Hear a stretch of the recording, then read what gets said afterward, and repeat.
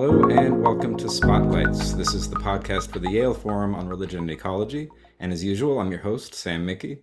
And this week, I'm really happy to welcome onto the program Terra Schwerin Rowe. Terra, thanks so much for making time for us. Hi, thanks so much for inviting me, Mickey or Oh Sam. yeah, yeah. I get called both. That's why I have two first names technically.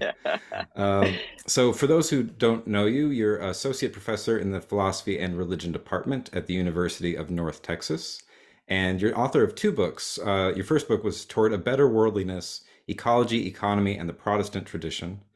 So squarely situated in the field of religion and ecology.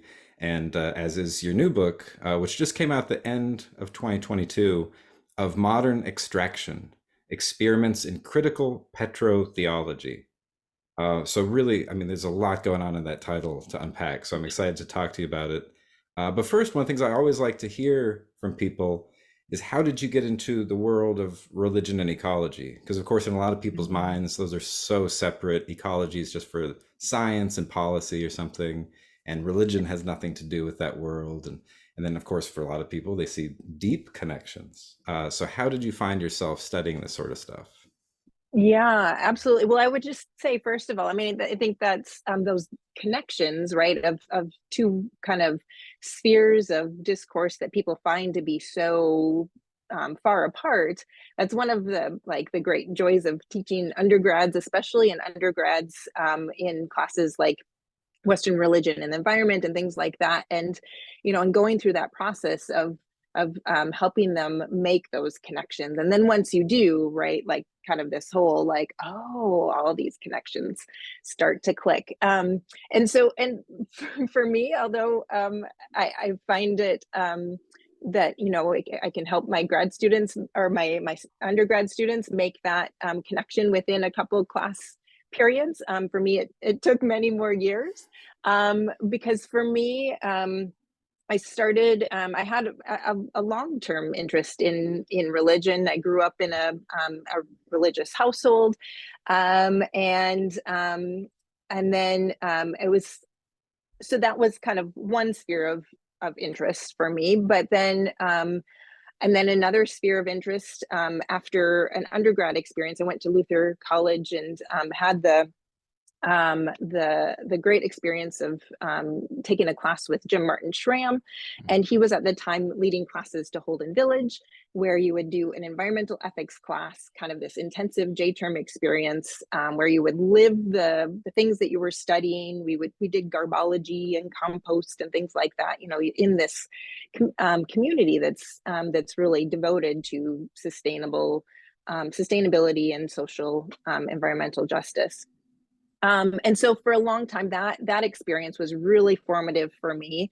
But I still saw that somehow as separate. I mean, I remember even having a conversation later, and when I started at seminary and at Wartburg Seminary in Iowa, having a conversation with somebody, kind of a get to know you type thing, and telling them I had this interest in religion, but also had this real, deep commitment to environmental issues of environmental concern and things like that. And they were separate. And I remember him saying like, well, maybe they could be connected. I was like, well, yeah, maybe.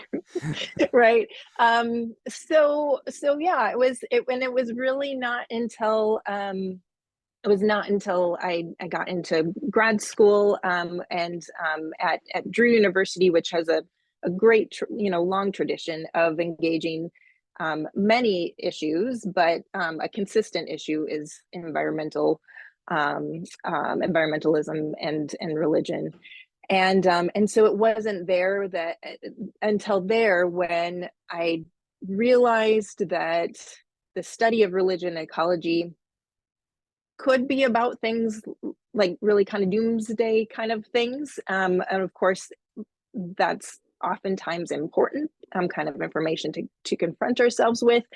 But it wasn't until I saw that the study of religion and ecology could also be an amazing creative experiment where we kind of shift our imaginaries of what is possible in ways, and that they could open up different ways of living. That's what got me hooked. right? So is Hmm. that kind of like opportunity to think differently and to recognize where these thought patterns had come from, and that they often are economic environmental practices have in values and constructs and philosophical concepts, and that once we can identify where those came from, then we can start to think them differently. Yeah, that's a great way to put it. There's such a constructive, creative potential in that kind of thinking. And yeah, it's not Yeah, just the doomsday scenarios and that kind of thing. And that's always kind of what I try to tell people to get them excited about this. And it's like, but when you can figure out where all these ideas come from, then you can really make change. yeah, Otherwise, you think you're making change and those old ideas come back to haunt you and you just keep repeating the same patterns. And I think it's like yeah, a Einstein quote that you can't solve a problem with the mindset that created it, right? You're yeah, gonna have to change that mindset, change your concepts. And yeah. you're Audre definitely Lorde doing too, that. as well. What's that? Audre Lorde too, as well, right? Like Yeah. the master's tools will not just take down the master's household. Yeah, Yeah. I like that quote a lot. And I was thinking about that. I'm like, yeah, that's probably pretty true. Like something about the master's Mhm. tools, you're gonna keep building the master's house over and over Right. again. Yeah. And geez, when the master's tools are something like Christianity, like they were talking about, these are some pretty entrenched tools that we're working with. These are Yeah. really deep ideas. So unearthing this stuff isn't easy. And so to do it, in the book, right, of modern extraction, one of the things that's going on is that you're using something called energy humanities, which is such an Mm-hmm. exciting field. And I think on this podcast, we've talked about environmental humanities a lot, but I don't know if Mm-hmm. we've really talked about this more specific approach, energy humanities. So I wonder if you could say a little Yeah. about what's going on in that arena. Yeah, yeah, absolutely. So yeah, I mean, if you're familiar with energy humanities, then or with environmental humanities, then energy humanities is it's it can just be easily understood as kind of a subset of environmental humanities, where you take many of the same kind of approaches, methodologies, but look specifically at energy practices, energy consumption, production practices. And as is the case with environmental humanities more broadly, right? They point to the fact, something that I refer to in the book as the climate conundrum. This idea that that it turns out that the more that we know about climate change, the worse it's getting, right? So there's something about this problem that is inherently not knowledge based or not epistemological. It has to do with something broader, right? And I think that has been a key kind of motivating factor for the environmental humanities more broadly, to say, hey, this isn't this problem that just scientists and technology can get us out of. We really need things like evaluating values and desires and systems that are deeply embodied and come from kind of gut level reactions, and that happens to be the skill that us humanities scholars are really good at. And so energy humanities then is the more just particular focus on energy systems, not just as kind of energy science or energy technologies, but as energy cultures, the kind of values and desires and pop culture songs and pop culture, literature that has been produced around energy values, that has come as a result of reflecting on, the role of petroleum and energy in our culture, but also that has kind of helped further along that project as well. Right. Yeah. And I really appreciate, that you're bringing religion into it, because I feel like similar with environmental humanities, energy humanities, often the philosophy, literature, and history is all there. And then religion, not so much. And so religious studies scholars kind of in the corner being like, we do humanities too. And it's really Right. relevant. We're here to and cooperate. and we actually do values as well. Yeah. Right. Like all the And meaning things. production, yeah. Yeah. We're right there. It's just one of those issues, especially, in the United States, like talking about religion in academic context isn't the most popular thing. It's not the most popular major. I know even, I teach at a Jesuit university, University of San Francisco, and even there we have the tiniest theology department. I'm like, where are all the theology majors? We're a Catholic school here. We're like, Mhm. I don't want to talk Mhm. about it. It's like, well, at some point we need to talk about it because these ideas really are shaping us.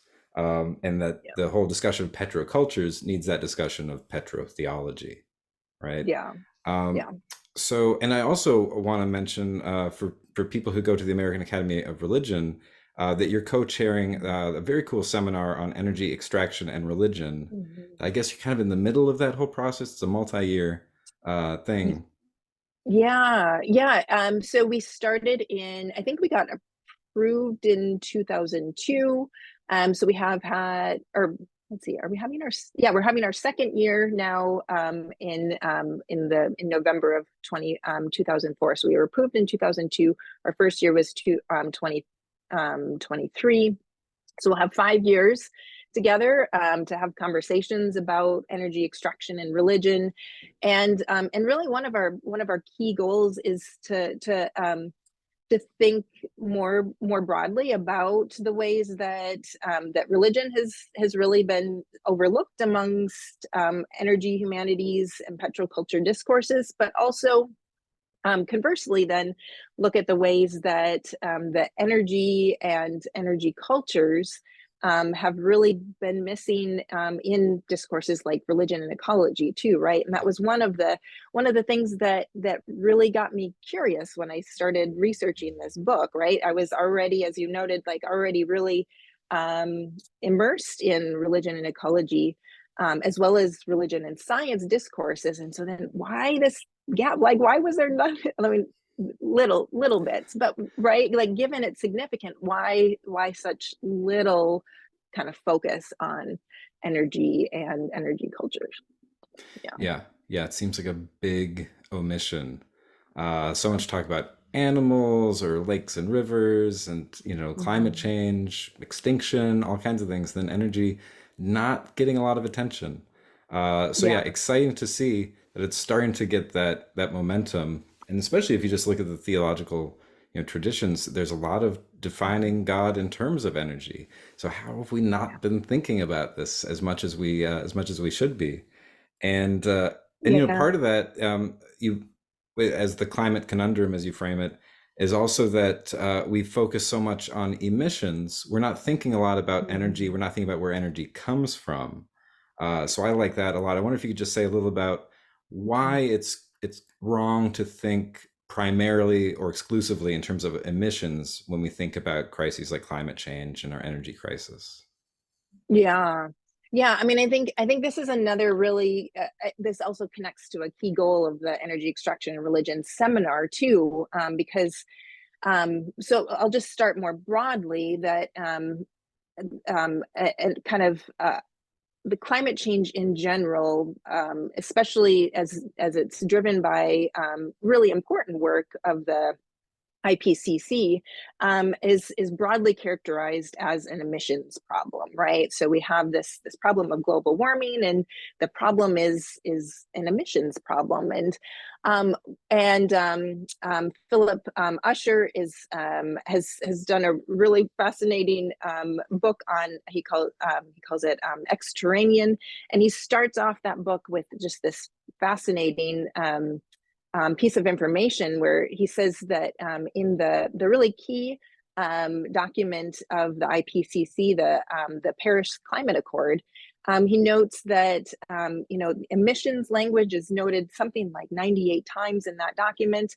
Extraction, or words like extraction or mining, is not a single mention, right? And so this is a key part of a broader problem in just environmental discourses broadly, is that they have been characterized by assumptions that come with white privilege and histories of colonialism, right? These privileges of that have framed our understanding as nature as something that needs to be kind of preserved and set aside and left as wild space, um, and some of those same patterns of that have framed our many of our ways of thinking are infusing the ways that we talk about climate change. And so by not emphasizing that that climate change is a problem of emissions, but those emissions come from extractive practices that come from bodies put at risk in toxic sites, and of bodies of labor, and where Black and brown bodies are primarily rendered more vulnerable. That continues this kind of project of identifying environmental crises or environmental problems in a strain of colonialism and white privilege, rather than centering issues of environmental justice and issues of racism, colonialism, settler colonialism. And that's another kind of key aspect of the religion or energy extraction and religion seminar, right, is to emphasize that and to bring those discourses, these concerns, into the center of religion and ecology discourses, rather than seeing them as kind of a subsequent consequence. Right. Yeah. This kind of added on thing. And yeah, it's Right. like, no, it's got to be fundamental. And I like that in, the book, you make that very clear in the intro. You're like, it has to be an intersectional feminist Mm. analysis, or we're going to miss a lot of what is really core to the problem. Yeah. And Yeah. there's always that kind of ecofeminist thing, like it's not just add women and stir, right? Right. It's like, no, this has Yeah. got to be fundamental. It's not just at the end you're like, oh, sprinkle in some feminism, sprinkle in some class analysis. Nope, Right. it's fundamental to what you're doing, as is the theological part of it all. Another thing I really like, when you're just saying we're framing this whole issue wrong, thinking about emissions, which is already this kind of a weird metaphor, you kind of an ejaculatory metaphor, as you put it, which I thought was hilarious. One, and also how did I not think of that? I know, It's right? so Yeah. clear. And so, we're thinking of this transcendent emissions kind of thing. And like, no, we need to get back into the ground and into the bodies. And then the other part of how we're framing this wrong is that a lot of religious environmentalism and religion ecology in, the last like 50 years has always complained about the disenchantment of the world. Mm. And Mhm. the problem with oil is a little different. It's precisely that it's so enchanted, and Yeah. that the enchantment of oil is actually the problem. If nature was disenchanted, it might actually be easier to handle some of these things. Like we could use a little disenchantment of oil right now. Right. So I wonder if you could get into that, because especially knowing you're at UNT, right, in Denton, Mhm. Texas, which is where I did my undergrad. I grew up in Texas, and so one of those things in Texas, of course, oil really is very enchanted. And driving and the open road and the freedom of the personal automobile.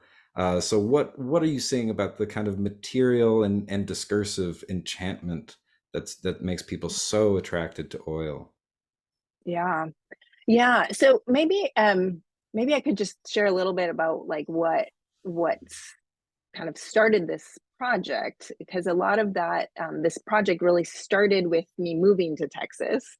And so in now, in reflecting on back on what got me here, I think a lot of it was this experience of moving from, I was in New York, and have been there to for grad studies, and so and and honestly had always said, I known that I would need to be open to where I would would live at some point. And so would always had for years said, I'll live anywhere, I'm flexible, I can make a home anywhere except the South. Right. Yeah. So famous last words. So anyway, I found myself in Texas. Had, like, as you noted, had just published a book on capitalism, Protestantism, and climate change, and so had come with that kind of that framework, and come with that lens and those tools, and then came here to Texas and saw just these really fascinating kind of convergence of phenomena around real intensive exuberant religious expression, right? I bike to and from work every day, and every day I pass by this really big church that has this sign outside of it that advertises a high energy worship experience, right? And so there's these experiences of kind of intensive religious expression next to intensive energy practice and extraction and kind of petroculture. And another funny story of when I first moved here, there's this you probably remember the Buc-ee's. It's a gas it's a gas chain, and but there was we didn't have one in Denton, and so for a few months there was this sign outside, a billboard with just kind of the Buc-ee's has as its kind of caricature, like a what is it, a beaver or something like that, right? And so so it was just, and there was some kind of tagline that wasn't real clear about what it was. And so for a long while my partner and I we'd drive past and go, oh, it must be is that like a furries bar? You're like, how progressive of us. No, it's Buc-ee's. And what Buc-ee's prides itself on is that it builds gas stations that have no fewer than 90 pumps, right? And people, they have t-shirts, and it's kind of like a Disney World experience. You go not just for gas, but you go to get the famous fudge and ride rides. And I mean, it's a whole kind of immersive experience. So part of this book was just trying to like make sense of this new culture that I had immersed myself into, and started thinking along these lines, started analyzing these things. Another big part of my training had been feminist and ecofeminist analysis, and so that was part of it. And felt for a while that I was maybe grasping at straws, maybe making connections that weren't really there. And then in the summer of 2019, Darren Dochuk, who's a historian from Notre Dame, published his book called Anointed with Oil on the history of Christianity and oil in America. It's a big book, there's like clearly a lot there. And in the same summer, Kara Daggett, who's an energy humanities scholar, studied with Jane Bennett and William Connolly at Johns Hopkins. She published her book, The Birth of Energy, which is a genealogy of energy science, and she has a couple chapters in that book that focus on what she calls a geotheology of energy.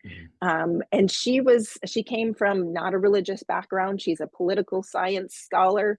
And I've at the energy extraction and religion seminar last year, we had her, and we asked her what that was like as someone not trained in religion, right, to be confronted with wanting to analyze energy and needing to start to study religion, right, because it was so kind of thickly immersed in that. So those two books came out summer of 2019, and I was like, that there is something there. There is a project. I have a book, right? I'm not just grasping at straws. And so yeah, those two sources really just kind of opened up this whole, it was kind of a Alice in Wonderland kind of, down the rabbit hole kind of experience. That's great. I like how you're just like looking around in Texas. You're like, this is weird. Something's going on here. I'm gonna get to the bottom of this. And then a couple books come out, helps you get more involved, and then geez, and just keeps unraveling. You're like, oh, this is actually a pretty big deal. Yeah. And so I wonder, what's the deal with it? Why is it so such a like a Christian fantasy? Because when you think of obviously the first millennium and a half of Christianity, there was no oil, except for the sort of oil that you might anoint somebody with, right? So I wonder, is that part of the connection, or is it something that really is has nothing to do with the old idea of being anointed? Is it seen as like that kind of anointing? Yeah, I mean, I think that's part of it. I there, yeah, there. I mean, there's long histories um, that include Christianity, but are beyond Christianity too, right? Of anointing with oil, and I think in Greek and Roman culture, this was it was olive oil, of course, right? Not petroleum, but olive oil, and it had these qualities of preservation, right? Mm. There was something that preserved itself over time and could preserve other things over time. It had, and so in Roman culture, it had it was, olive branches were given as signs of immortality, right? So, and Aristotle himself reflects on oil, again, olive oil, primarily as having similar characteristics to semen, and so for him, like, he's already making those connections of something, something with an oily quality that preserves itself over time and can help kind of preserve and prolongate life. um, so yeah, there are certainly those, and but the one thing that I really traced in the book, I do look at the more kind of material aspects of oil. I think those are important. Um, but in this book, I also just really focused on energy concepts, Mm. right? And I looked at the history of energy science, and realized that energy science, and even the term energy, really is not didn't become part of a popular term until the 19th century. Mm. Before that, it was vis viva, and then before that, energeia, Right. and so some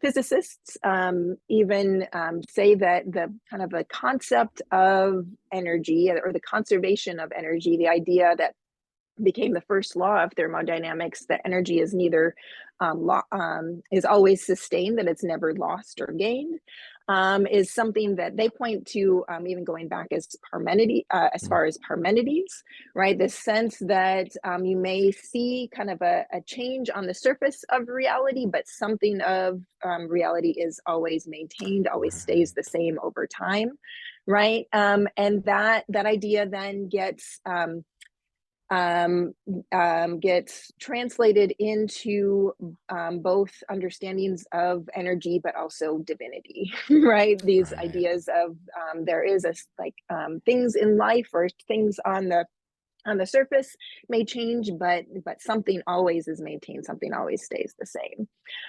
So that Parmenidean kind of concept is something important, and then Aristotle's concept of energeia becomes really important as well. And for him, energeia was a the exercise of a capacity. But as I found in looking at some patristic scholarship, St. Paul uses energeia as well, and some scholars have argued that Paul uses the term energeia in a distinctive way, an Mm. unprecedented way, according to David Bradshaw, that Aristotle, Plotinus, folks before had really or after really didn't do. Um, and so for Paul, he associates energeia with not just a capacity to or the activation of a capacity, but he associates it with divine presence and fulfillment of humanity. So it's not just kind of a fulfillment of anything, but specifically a human fulfillment. Mm. And so I trace that idea that energeia gets associated with divine presence and human fulfillment, and then trace that in concepts of work and heat to make the argument that these kind of separate concepts, energeia, work, and heat, in even the Middle Ages and early modernity, kind of were separated. In modern energy science, they get consolidated into thermodynamics. And the thing that kind of brings them all together is that energeia, heat, and work all had this kind of general commitments to the idea of that they were necessary for human fulfillment. Right. Interesting. Yeah, That's and so I think great. that's where we get the connection to, masculinity, right, is the most Right. rational, the most human, and then so gender and race then especially become important modes of analysis here. Right. It's for human fulfillment, but then some humans are Exactly. prioritized in particular. Yeah. Yeah. Yeah. Yeah, and then we even see this as in modes of interpretation of humans, but then in terms of how energy resources were interpreted then as well. Things like coal and oil, they were first discovered and then primarily discovered in Great Britain and the United States, and they were interpreted as kind of divinely granted tools for human fulfillment and for the purpose of spreading that human fulfillment around the world. Wow. Yeah, and that's exactly what happened. It Yeah. got spread around the world very fast. It's funny to me because it's so gross. Like coal isn't. If I found a lump of coal, I would be like, ah, a gift from God. Right. It's kind of disgusting. Nobody wants a lump of coal in their stocking at Christmas, Right. that kind of thing. But of course, it's the energy of it that was so attractive to people. And the Yeah, what mining it could didn't bother do. people, I guess. The mining was just seen as like a necessary thing to get all that energy. Right. Yeah. I mean, it becomes backgrounded. It's something that is for good reason, something that you don't see, right? It's just you focus on what it can do and it becomes associated with the projects of imperialism and colonialism. There's a fascinating study on Lord Calvin, Hmm. who was really instrumental in introducing the second law of thermodynamics, um, and a couple of historians, Crosby and Wise, have done an analysis of his kind of life's work and noted that throughout his life he was oftentimes kind of accused of letting commercial pursuits influence his science, right? But they argue that it wasn't just that commercial influences infused his science, but that if you look at what energy meant for him, what it could do, his whole for him, energy was important because it was part of the imperial project, that it wasn't just a commercial pursuit, it was an imperial kind Hmm. of pursuit. It's amazing how much like imperialism and colonialism are infused in science, which is purportedly objective, and it's just like these are just the facts. It's not just a bunch of sexism and racism and colonialism Mhm. wrapped up in the garb of science, and yet that's pretty much what's going on. Why the intersectional approach is so important here. Yeah, yeah, and I think also the kind of the enchantment approach too, right? Like if we only view religion and science as opposed, then we can't see the ways that religion and science have really worked remarkably well together, to perpetuate, to create things like race science and perpetuate the project of colonialism, but also to even produce certain sciences, like energy science, that Lord Calvin and was it evangelical, and had this kind of group of Presbyterian evangelicals around him at the time. Um, and for them, energy was important because it was something that helped resist the mechanistic interpretation of the material Mm. world, right? Like at the time, the world was interpreted through Newtonian physics as a machine, and they felt like energy was something that helped, and then later that got associated with atheism, right? And so for Right. them, energy was something that helped resist the the narrative of the machine, the world working as a machine, but also the association of science and atheism. And so for them, energy was something that rather than disproving God, it's something that proved the existence of God.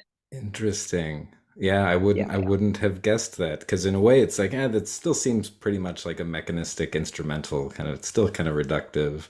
Like, oh no, it's Mhm. different though. Because of the way it's moving and changing, it doesn't work like a machine.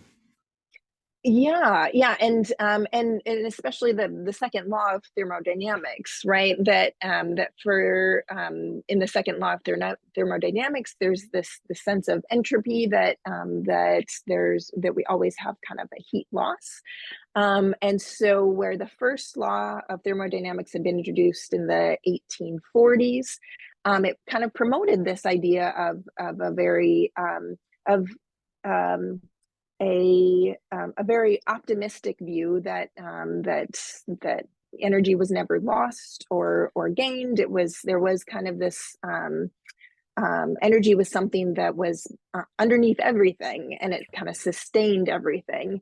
And then with the second law of thermodynamics, there's this much more kind of pessimistic understanding kind of infused into that science, and rather than that being something that discouraged folks like Lord Kelvin, it's to them then that proved that this that the world was that the world required a an omnipotent deity, because it demonstrated that the world was depraved, right? There was a Calvinist understanding of nature, and that not just human beings had this kind of sense of depravity, but all of the world had this sense of depravity, and so it needed something like divine omnipotence to sustain it, because we were kind of facing this continual heat loss. Right. Interesting.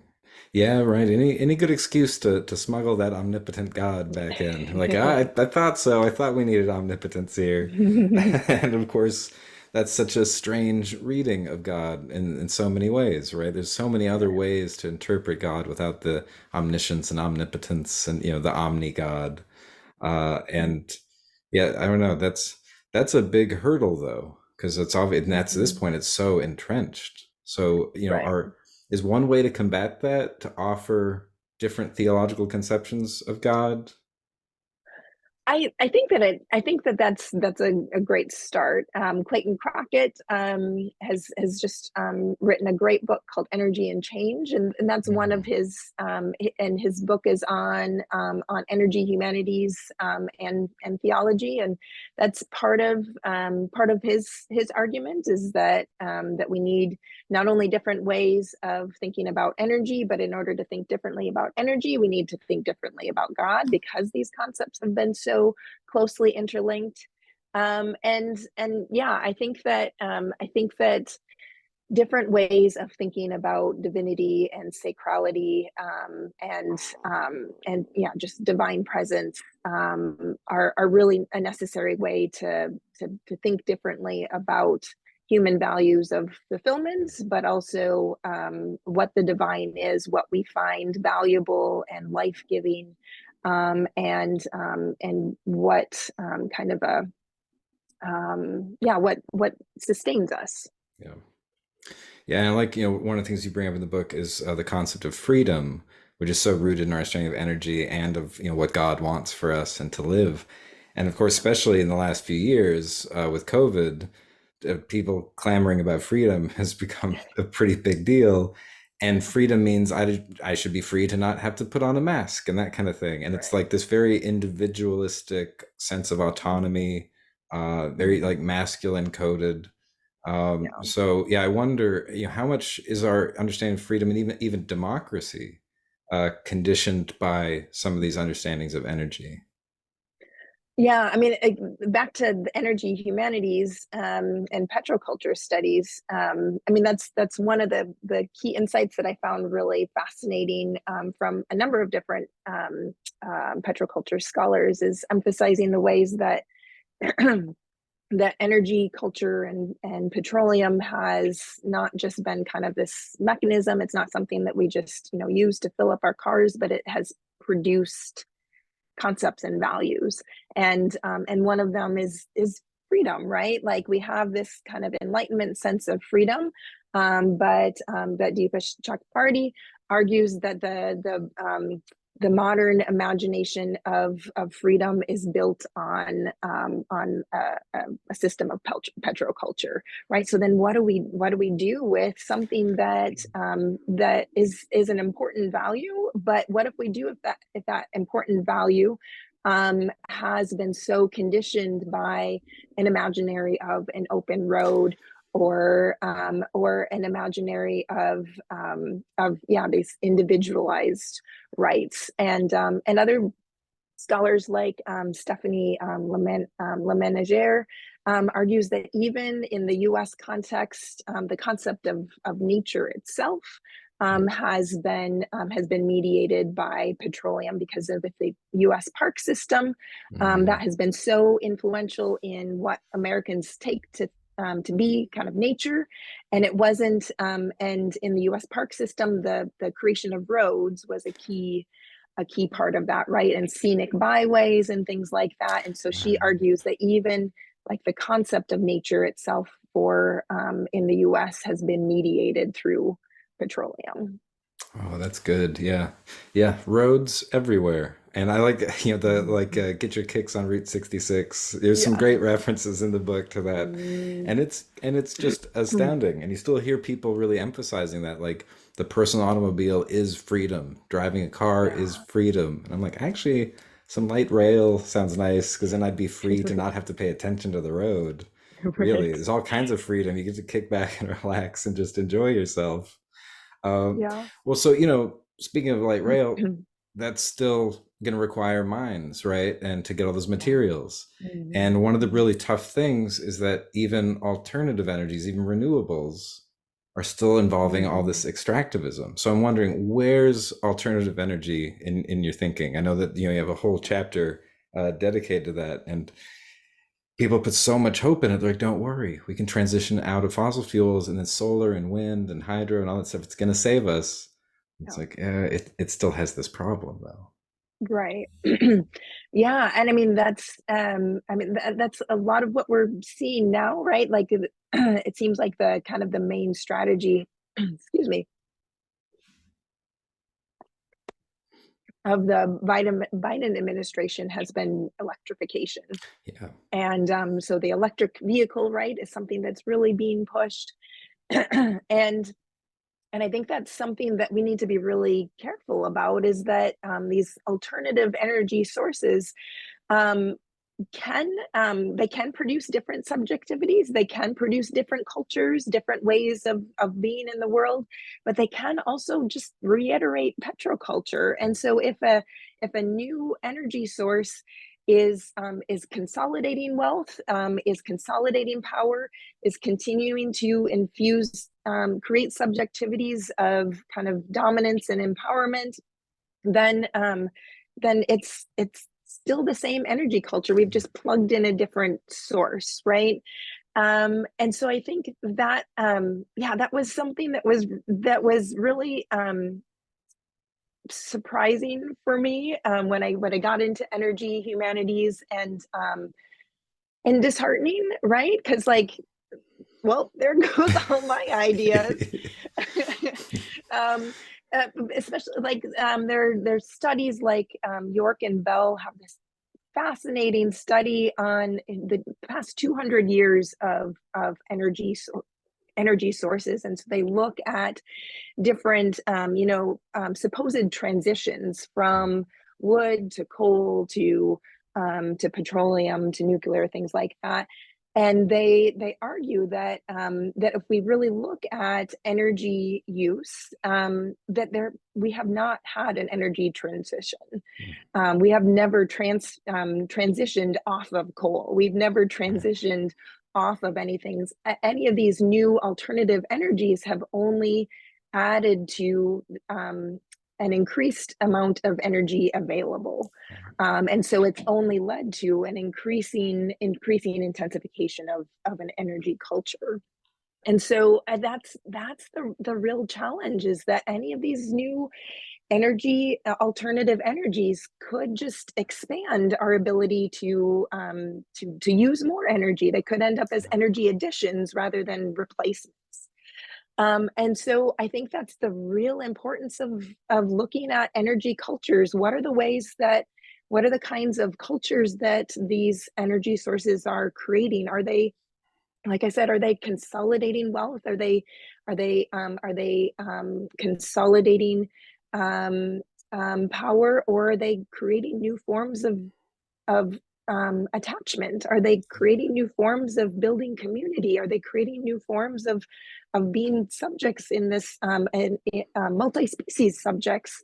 That's also possible with the different alternative energy, but that's not necessarily the way that wind power will go. Yeah. It's the kind of culture that's created around those energies that's the real important kind of mode of analysis. And so I think that it's important that we look at not just kind of energy justice issues as kind of the amount of energy available, but what kind of cultures, what kind of subjectivities, what kind of communities are those energies creating as well. That's an important justice question, in addition to just how much energy. Yeah, exactly. I think a lot of this relates to the debate between green growth and then you have the degrowth people. So I want, it's kind of just an issue of ecological economics. But I'm wondering if that's part of what you're dealing with in the book at all.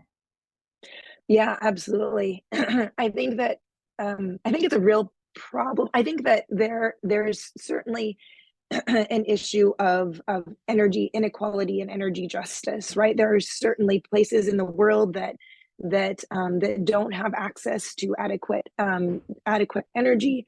I think it just becomes a problem when we don't also ask if there are places in the world who are using too much energy, and what are ways that cultures like the United States, which is a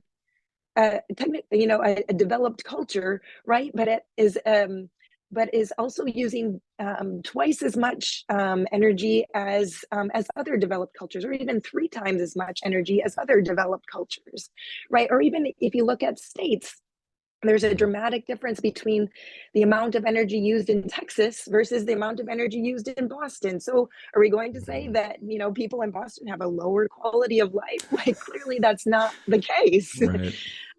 And so that there are clearly issues of energy injustice, but we also need to be looking at the ways that that certain peoples and certain populations need to be scaling back.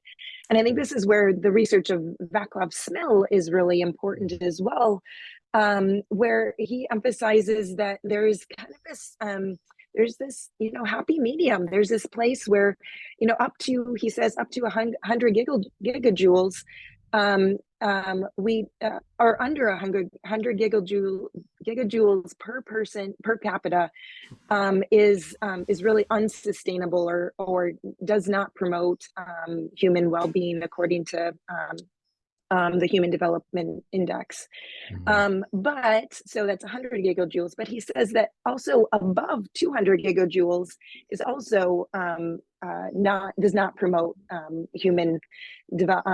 markers of human development, right? So there's this kind of sweet spot that that I think we need to be looking at. In 2017, for example, an typical American citizen used 317 gigajoules per person, right? So we're already exceeding that, and so we need that's the key kind of general narrative that I'm really wanting to contest, this idea that more energy is going to be better for humanity, and that in order to have civilization, or have kind of human flourishing, we need more and more energy. And that's clearly not the case. And so yeah, there needs to be some groups of people that need to explore degrowth really carefully, and that I'm really just find the eco-modernist project and the kind of green growth project to be really problematic and really questionable,